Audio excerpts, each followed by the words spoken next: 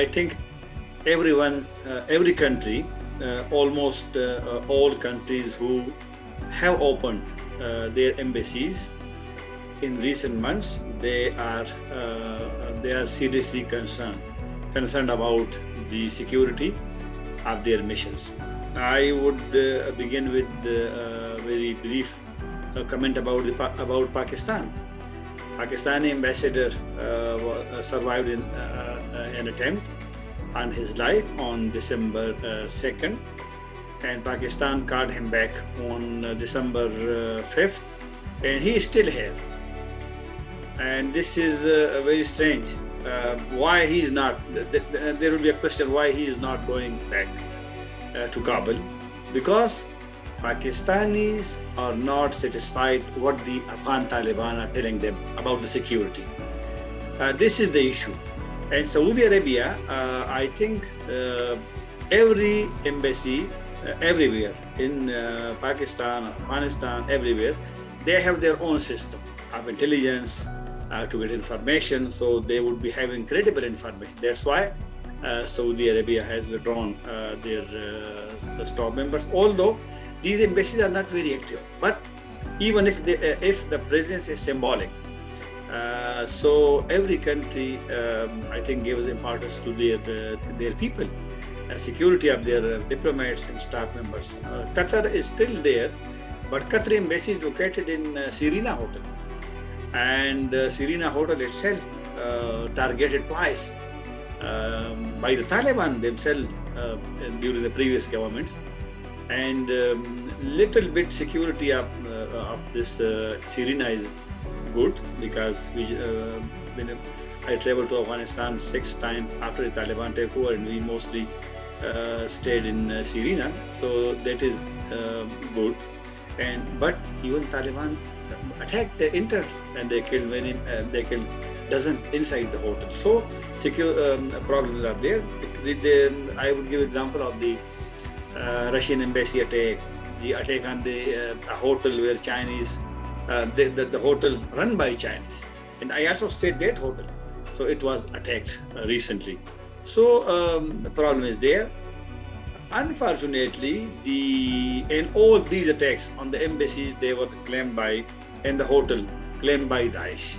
And this is also a very interesting point, that those countries were recently targeted in a few months who have good relation, good contacts with the Taliban government.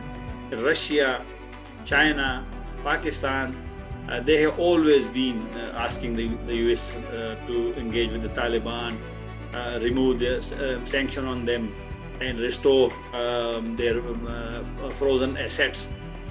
So these Daesh had a plan to target those countries, because Daesh knows that these people, these countries who are targeted, they would not leave Afghanistan. But these attacks had also very negative impact on other embassies, and now we have seen that Taliban confirmed that Saudi has withdrawn. I would tell you, Daesh Khorasan in 2014, they started from a very small town in the eastern Nangarhar province, and now Daesh is everywhere. The attack of Daesh in September last year, in 2001, in Kandahar. Kandahar had never been the Daesh area influence, because Kandahar is the birthplace of the Afghan Taliban. They had never been in the south, because Kandahar is the southern part of Afghanistan. They were in the north, but not very strong. But in Kunduz, they targeted a mosque and killed many people, almost 50 people. So they are now everywhere. They are in Kabul, and I think that they have a system in Kabul, because in Kabul the attacks are many, and very deadly attacks in recent months. And the Taliban denial mood on everything. Al-Qaeda, Pakistani Taliban, Daesh, this and that. I would give a very interesting example. I interviewed the Taliban Interior Ministry spokesman in this November, And I asked several questions about Daesh, because Daesh is, like you are asking me, Daesh is a matter of concern for the whole world. And when I asked him several questions about Daesh, he was a little bit upset, I would say, that why you have asked many questions about Daesh. So I was convincing them that this is the issue people want to know, and you have the right to reply to me, to your question. You can clarify, you can defend yourself. And after the interview was recorded, the whole interview, he did not give me the interview, the recorded interview. So this is the thing that the Taliban don't want, that this issue should be highlighted, because they always, on the record, they also always say that there is no Daesh. But sometime, like after the attack on the Pakistani Sharjah affair, the Taliban spokesman, after one raid on a compound in Kabul, he said that they were the Daesh people. Now the very serious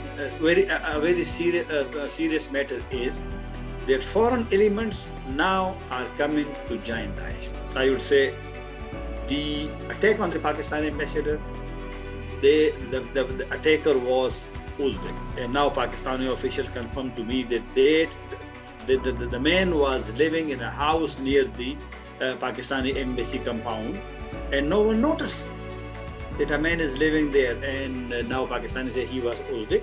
Previously there were reports that he may be Tajik. And the same day, on December 2, there was an attack on Hizb Islami central office in Kabul, and I also visited their office. Their security is a little bit good there, but they entered. And Hikmat Yar himself, he said that the both were Tajiks. So now it's very serious that Tajik, Uzbek, Central Asian, Pakistanis, because you know Daesh started in 2015 by local Afghan, but later on the very senior TTP leaders like Hafiz Saeed, Shahidullah Shahid, and several others, they were very strong people. They joined Daesh because at that time there were differences within the Taliban, TTP, so they joined him.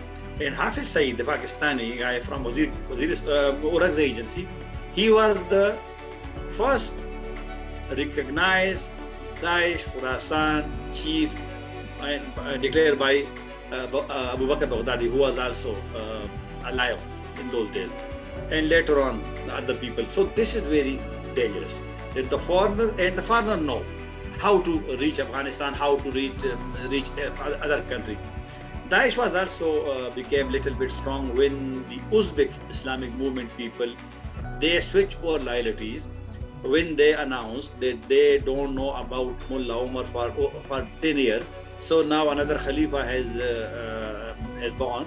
So that's why they switched loyalties, and that was very serious development, because Uzbeks are very strong. They were very strong in Afghanistan before, not now, but they are still there. So this is, if Taliban did not stop this aspect of Daesh, there could be more problems for them. And the second thing, if they always say no, there is no Daesh, there is no threat, this would be, I would say, a mistake on the part of the Afghan Taliban. So if we go first to the ban on the girls' education above 6th grade, because almost now 1.5 years has passed and ban is still there.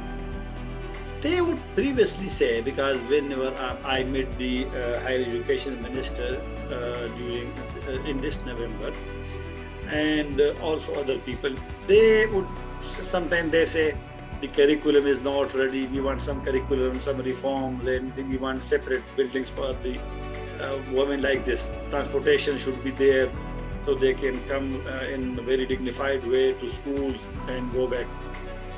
But I think the main concern about the ban on education with them is the age of the girl who studied in you can say high school or higher intermediates, like we in Pakistan say.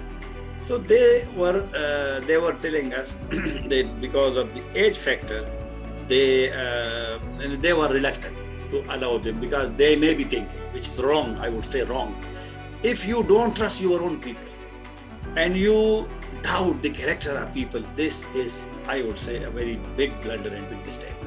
It doesn't mean that a girl, when she is going to school from home, and you suspect everyone. This is not a way. This is trust people, trust every person, everywhere, not in Pashtun or Afghan or Pakistani. Every person is very concerned about the dignity, about the honor and the security of their children. But parents trust their own. This is the one thing. And after the ban, the university ban on university level girls' education, they don't have any argument why they have banned. But sometimes you can hear from some Taliban leaders that there is no, what we can say, no room or no permission in Islam for this. They say there is no latest education, the modern education for the women. This is the nature, the thinking, the approach of few Taliban leaders. But I would say, majority in the Afghan Taliban, they favor girls' education at every level. But now this is a tragedy that few people in Afghanistan, senior Taliban leaders, are those who are trusted by the Taliban chief. They in fact make the decision. I would also give you a very interesting thing and share a very interesting thing, that after August 2021, there has been no meeting of the Taliban Leadership Council, or Rehbari Shura, which had been for years a decision-making body, a powerful body.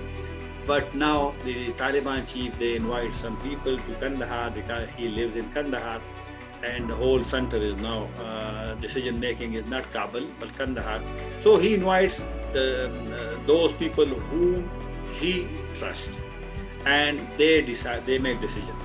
The Taliban wanted to open the school. They announced that the girls' school, above 6th grade. But on the same day, when already now that the school would be open, they did not open it because an order came from, the decree came from Kandahar, and this is still banned. And this is one of the major factors why the Taliban government is not being recognized. One senior Pakistani official, he told me in Islamabad that Russia, Pakistan, China, some other friendly countries, they were discussing